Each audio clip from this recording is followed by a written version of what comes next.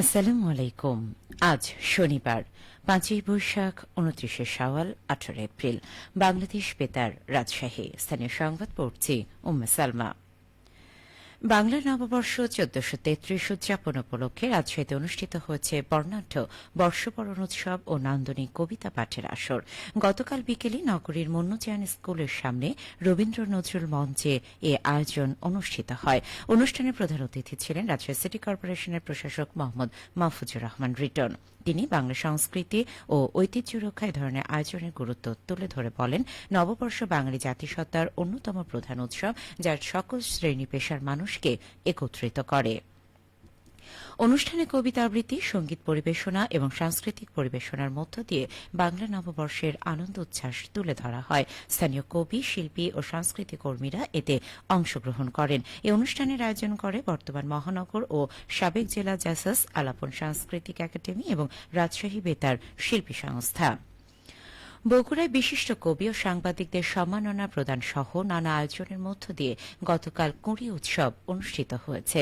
জেলা পরিষদ মিলনায়তনে উৎসবের আয়োজন করা হয়। উৎসবের উদ্বোধন করেন এবং প্রধান অতিথির বক্তব্য দেন কবি ও শিশু সাহিত্যিক নাসির আহমেদ। তিনি বলেন, কুঁড়ি শিশুদের সৃজনশীল বিকাশের একটি গুরুত্বপূর্ণ মাধ্যম। কুঁড়ি থেকে বেড়ে ওঠা শিশুরাই আগামী দিনে সুনাগরিক হিসেবে গড়ে উঠবে। সাহিত্য চর্চা তাদের মানবিক ও মূল্যবোধ সম্পন্ন মানুষ হতে সহায়তা করবে।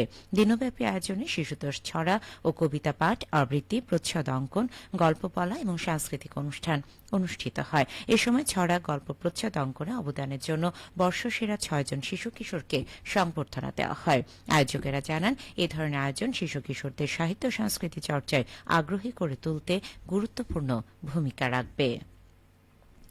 নওগাঁয় পুলিশ ট্রেনি রিক্রুট কনস্টেবল নিয়োগ উপলক্ষে বিশেষ ব্রিফিং অনুষ্ঠিত হয়েছে।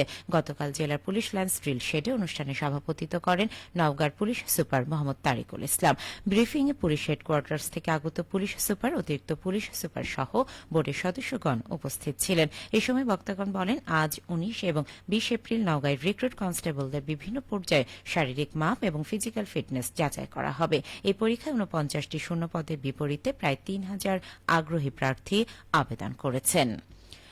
এদিকে বগুড়া জেলায় ট্রেনি রিক্রুট কনস্টেবল টিআরসি পদে নিয়োগ উপলক্ষে কর্মশালা ব্রিফিং অনুষ্ঠিত হয়েছে। জেলা পুলিশের আয়োজনে গতকাল পুলিশ লাইন্স মাল্টিপারপাস হলে এই কর্মশালা অনুষ্ঠিত হয়। অনুষ্ঠানে সভাপতিত্ব করেন বগুড়ার পুলিশ সুপার মির্জা সাইম মাহমুদ। তিনি বলেন, নিয়োগ প্রক্রিয়া সম্পূর্ণ স্বচ্ছ, নিরপেক্ষ ও দুর্নীতিমুক্তভাবে সম্পন্ন করা হবে।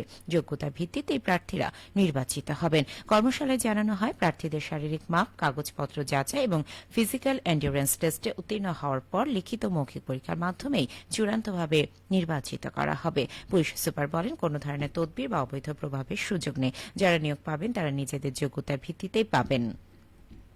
এ সময় তিনি প্রার্থীদের পরিবারকে দালাল ও প্রতারক চক্র থেকে সতর্ক থাকার আহ্বান জানান। অনুষ্ঠানে পুলিশ হেডকোয়ার্টার্সের মনোনীত প্রতিনিধি, নিয়োগ বোর্ডের সদস্য এবং জেলা পুলিশের ঊর্ধ্বতন কর্মকর্তারা উপস্থিত ছিলেন।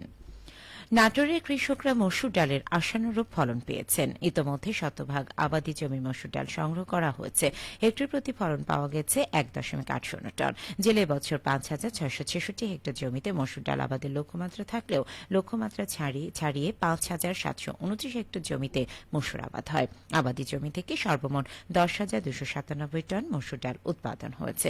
অনুকূল আবহাওয়া, উচ্চ ফলনশীল জাতের বীজ ব্যবহার, কৃষি বিভাগে প্রশিক্ষণ ও পরামর্শ প্রদান, সর্বোপরি চাষিদের ঐকান্তিক চেষ্টায় এবার জেলায় মসুর ডালের ভালো ফলন পাওয়া গেছে বলে জানিয়েছেন নাটোর কৃষি সম্প্রসারণ বিভাগের উপপরিচালক মোহাম্মদ হাবিবুল ইসলাম খান। খেলার খবর, ক্রিকেট।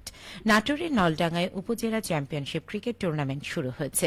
ব্রহ্মপুর উচ্চ বিদ্যালয় মাঠে গতকাল এই টুর্নামেন্টের উদ্বোধন করেন জেলা ক্রীড়া অফিসার রাকিবুল হাসান ইছামি। উদ্বোধনী খেলায় সেনভাগ ক্রিকেট একাডেমি ১৭১ রানের ব্যবধানে হলুদখড় ক্রিকেট দলকে পরাজিত করে। নলডাঙ্গা ক্রিকেট একাডেমি আয়োজিত টুর্নামেন্টে ১৬টি দল অংশগ্রহণ করছে। সবশেষে আবহাওয়া। আজ সকাল ৬টায় রাজশাহীতে তাপমাত্রা ছিল ২৬.৮ ডিগ্রি সেলসিয়াস। এ সময় বাতাসে আর্দ্রতার পরিমাণ ছিল ৯৬%। রাজশাহী পার্শ্ববর্তী এলাকায় আজ সূর্যোদয় হয়েছে ভোর ৫টা ৪০ মিনিটে, সূর্যাস্ত সন্ধে ৬টা ২৮ মিনিটে। সংবাদ শেষ হল। আমাদের পরবর্তী স্থানীয় সংবাদ দুপুর ১২টা ১০ মিনিটে।